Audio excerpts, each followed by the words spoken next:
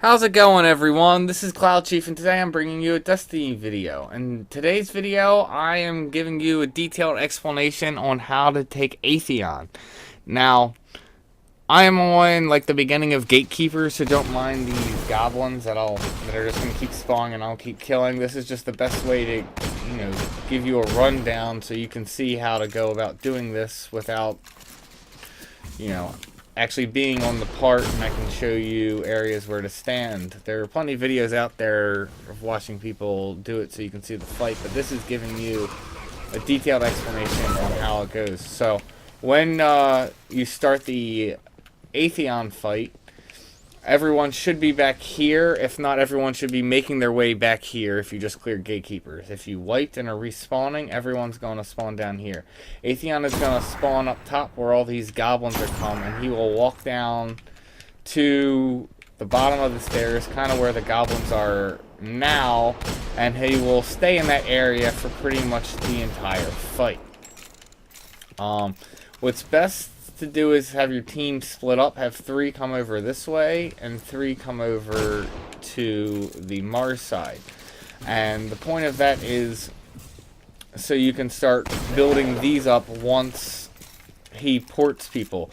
You can build them up and open the portals now, but it really doesn't matter because they're going to shut when when Atheon sends people through time. You can shoot Atheon, and I like doing that just to get a little bit of extra damage, but most of your damage is going to come when you have the debuff called Times Vengeance, which increases all bullet damage by 5 times. And that is the key for bullet damage. I see a lot of gunslingers that will use Golden Gun. Don't use Golden Gun while Times Vengeance is off hitting Atheon.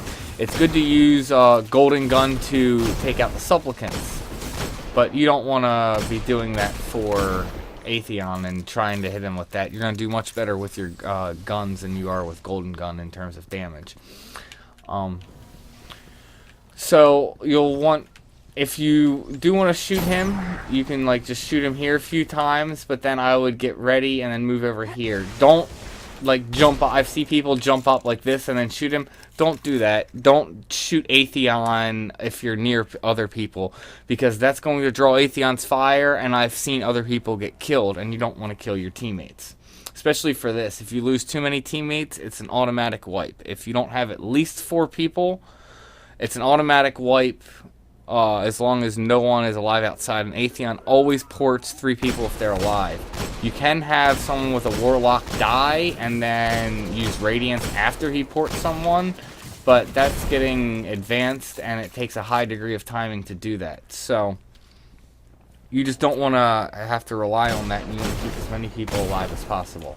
When he ports the 3 people, all 3 people will either go on Mars or Venus. Now, typically, your team will call it out which side they are on. You can tell by looking on your mini-map.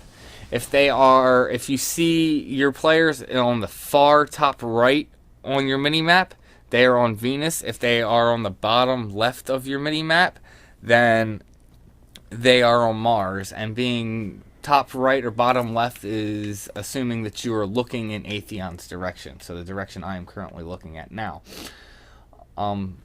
So that's a good way to note without actually people communicating, but it's still good to communicate that so that they know. The people that are on the outside, their goal is to get up onto cover somehow, whether it's here. I like sometimes getting up over here as long as someone else is building, the gateway here to get it open for your team. If they are on Venus's side, on Mars's side, same thing. You can hop up on the platform here. You can also hop up on this platform. I'll also sometimes like to get up on the gate. You can shoot Atheon a little bit if all the supplicants are taking out. Now, what's going to happen is Atheon is going to keep summoning these harpies called supplicants, and he summons them in sets of 3, and they keep summoning them. I think you'll get a total of 9 on each side, so there'll be a total of 18 per round. and they need to be taken out because they can be quite dangerous. Not only will they just shoot a lot of fire to light you up, but if you are on ground level and they can get up to you, they will get right up in your face and explode and kill you. So that's why they are extremely dangerous. Sometimes, even if you have Time's Vengeance going, if there's a lot of harpies, you might want 1 or 2 people set for supplicant duty. It's better to clear out all the supplicants so that way after, when you start the next round, that your teammates outside aren't dying. It's better to take a little longer to kill Atheon and keep all your teammates safe than it is to try and just do a little extra damage on Atheon for them to only die at the next round because there are too many supplicants up. So if you need to, take the time and burn the supplicants down. If you are ported inside, you will be ported to what is going to be an identical format like this, either Mars or Venus. That's why it's important to communicate with your team. What's going to happen is you will be teleported to the top of the platform up here. Now, it's very important when you get teleported in that you do not shoot. There will be a shield at the top immediately as soon as you spawn in. You want whoever your designated Shieldbearer is, and you need to have multiple Shieldbearers, considering it's random which 3 people get teleported. You will have someone pick up the shield. You want them to pick the shield up immediately because as soon as you get ported in, you are going to have Mark of the Void, so your screen is going to be getting dark. So you need someone to pick up the shield ASAP so that way their timer is starting to charge the bubble so that way you can cleanse. Whoever picks up the shield will want to immediately come run down here and kill the enemies. If you are on Mars side, there will be 3 Hobgoblin snipers. You want to come down and if you can, if they're in a cluster, jump up and ground slam the ones, and then just shield bash any other ones on the ground. Don't try and ground slam them because it takes too much time jumping in the air. It's better just to shield bash whatever you can. And then after that, try and help your team with the oracles. You can super the oracles, and that'll take them out in one shot. There is a chance that the oracles won't die from your super. If that's the case, the shield ends up being glitched. It happens. If you go to orbit and come back, that will fix the shield glitch. Oracle spawns. The first one will spawn up top there, then typically like one on the left, then one over on the right, then one will spawn off to here. Then if you're on Mars side, it spawns off to the right. If it's Mars, it's left. And the last 2 will spawn up near the gate. You need to take all the oracles out so that way you can get Time's Vengeance. You don't have to take the oracles out, but if you stay inside, you will get you'll get marked by the oracles, and then it'll immediately wipe your raid. It'll say you succumb to oracles.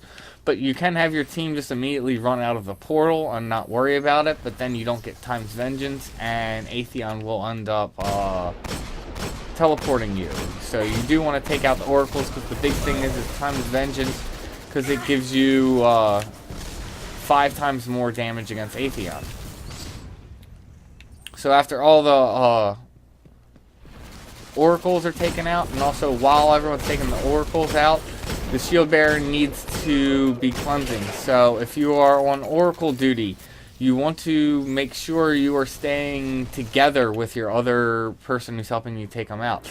Do not get too spread apart because it can make it extremely difficult for the Shieldbearer, and then as time goes by you can end up eating up your Time's Vengeance time, because as soon as you're on the last oracle, you would want the Shieldbearer to give a quick cleanse and then run out while they're taking out the last oracle. That way they're getting in position to do damage to Atheon. So when you come out with the shield, you would come out here, and then whoever the Shieldbearer is will just hold the L1 button the entire time to keep the shield up, because you can shoot out of that shield but damage won't come in through it. You can take splash damage, so don't be too far to the front, and make sure you are in the bubble. Titans, if you're putting up a bubble for weapons of light, which you should do, make sure you are standing back here and dropping it. Do not drop it up here, because then your team can't shoot out of that bubble, and you just wasted a whole round, which is not good. So make sure you're standing on the back of the ledge when you're popping your super and popping your bubble, and that should work. Now, Venus is pretty much identical to Mars, except for the fact that when you're doing Venus's side, there are 2 yellow goblins and a Praetorian at the bottom, where there are 3 hobgoblins.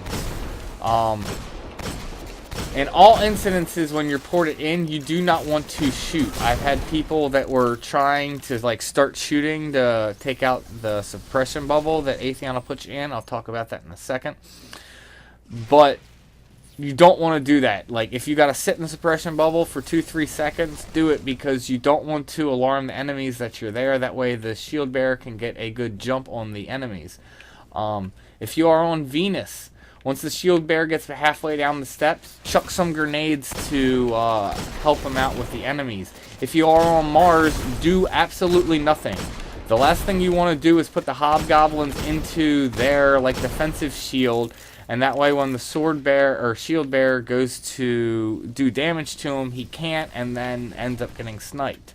So Mars side, don't chuck grenades. Venus side, chuck some grenades to help with the Praetorian and help, like, so they'll kind of like block even if they're not near it. Kind of be like, or they duck for cover if it's near grenades.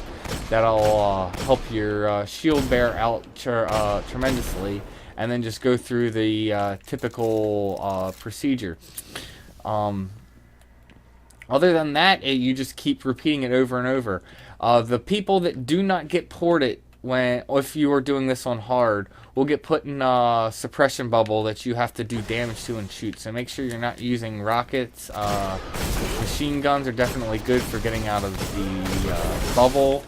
And then once you get out of the bubble, just go through the procedures that I said before. Just build this up. Also, you can go inside. So if your team is having trouble taking oracles, one of your team members can go running in and start helping take oracles out. So make sure you are communicating, so that way your team has the highest chance for success. Then after that, I like to have everyone in the team. You don't have to. Some people have had people come out to the side, but just everyone come to the center. Dump damage on Atheon. When you have like 5 seconds left, call it out. And when you have about 3 seconds left, have everyone spread out and get to the sides. Not sit in the center anymore. And that's it. You do that.